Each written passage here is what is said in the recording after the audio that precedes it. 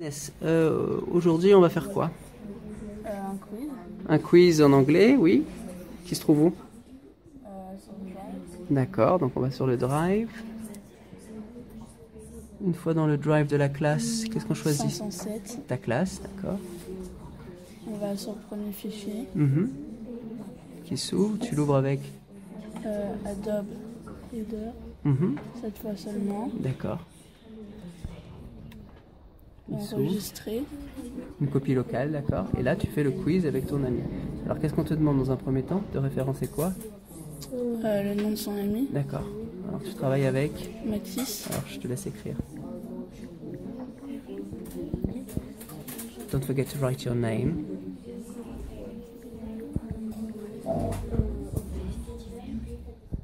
Ok. Maintenant, c'est parti pour les questions.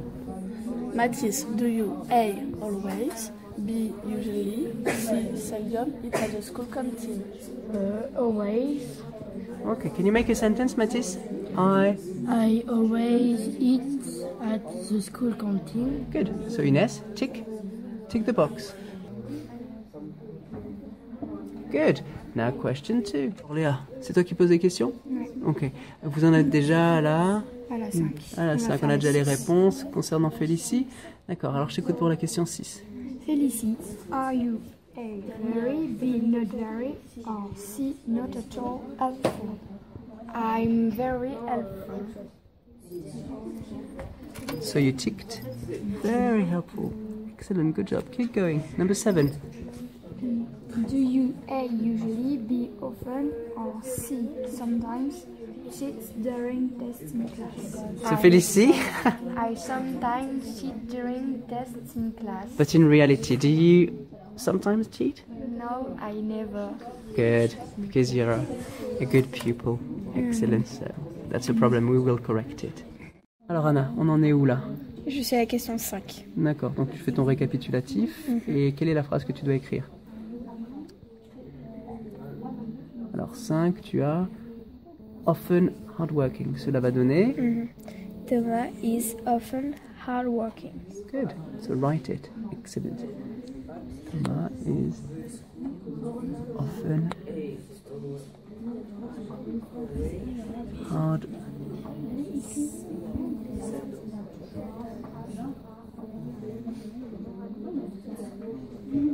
C'est en D, je crois. Ouais. Hardworking. Excellent. Good. Dans la première phrase, où est ton adverbe de fréquence? Le verbe de fréquence est avant le verbe. D'accord, et c'est lequel que tu as dans la phrase 1? C'est it. L'adverbe de fréquence? Non, le verbe. Oui, mais quel est l'adverbe de fréquence que tu as utilisé? C'est always. Donc always est avant it. D'accord. Dans la deuxième phrase, où est ton adverbe de fréquence? Il est après l'auxiliaire être. D'accord. Donc conclusion. Quand on utilise... Quand on utilise un verbe. Quand on utilise un verbe, l'adverbe de fréquence se place avant. Oui. Et quand on utilise un auxiliaire, il se place après. Très bien, excellent.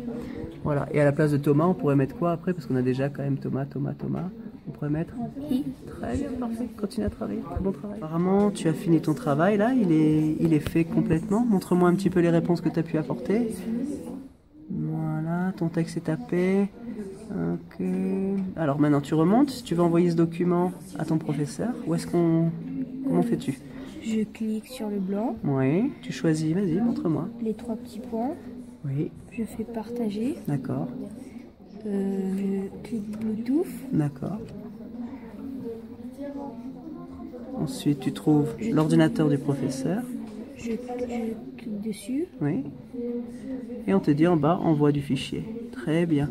Et une fois qu'il sera transféré, tout en bas à droite, on aura la notification. Voilà, envoyé. Très bien. On va voir sur l'ordinateur du professeur si on a bien reçu le fichier. Ici, sur l'ordinateur de l'enseignant, on voit donc qu'il y a une notification d'envoi Bluetooth. Donc j'accepte. Je reçois le fichier. Le transfert s'opère. Et on retrouve... Voilà, plusieurs fichiers sont envoyés par les élèves, je les accepte en même temps. School quiz, et je les retrouve dans le dossier Bluetooth Transfer. Et voilà, et là, je peux retrouver les différents documents réalisés par les élèves. Donc Mathis et Inès, par exemple.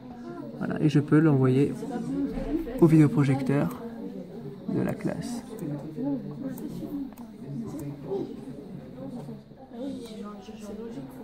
Et voilà le rendu au fond de la classe, le quiz réalisé par les élèves. Ici, on a une production réalisée par les élèves qui a été envoyée par Bluetooth sur l'ordinateur du professeur et qui a été projetée au fond de la classe pour récapitulatif. So, what can you tell me about Mathis? First, Pierre-Paul.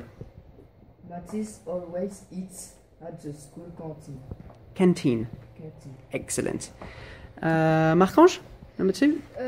Mathis is usually busy working. Excellent. Let's see. That's number 2. Correct. What about number 3? Leah, please.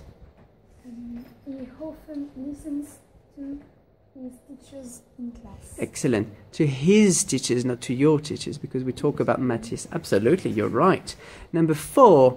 Brian, perhaps. Brian? Mathis sometimes goes to the loo during the lessons. Absolutely. Excellent. Thank you very much. Ici, dans un deuxième temps, une fois que le fichier a été envoyé en projection au fond de la classe, on peut relire les productions des élèves et les corriger ensemble. So, number 1. Chloé seldom eats at the school canteen. Is the sentence correct? No. What's the problem? There is L missing. There is a L missing. Yes, seldom there is a L missing. Chloe is often busy working. This one is correct. She often listens her teachers in class. Ah, problem. Félicie, what do you think? She often listens to her teacher in class. Teachers in class, very good. Number 3 is correct now. She almost never goes to the loo during lessons. Yep. She's always hardworking. True. She is not at all helpful. Correct. She sometimes cheats during tests in class. Even if it's not true, the sentence is correct. She has often good marks. Ah, problem. Quel est le problème dans cette phrase? Dans la 8e phrase, le problème c'est que often devrait se placer avant as Oui, pour donner. pour donner she often has good marks, car as ici c'est un verbe et non pas un auxiliaire. Si ça avait été un auxiliaire, ça aurait été has got. C'est exact. Et ce serait bien placé devant often. C'est une excellente réponse. Congratulations.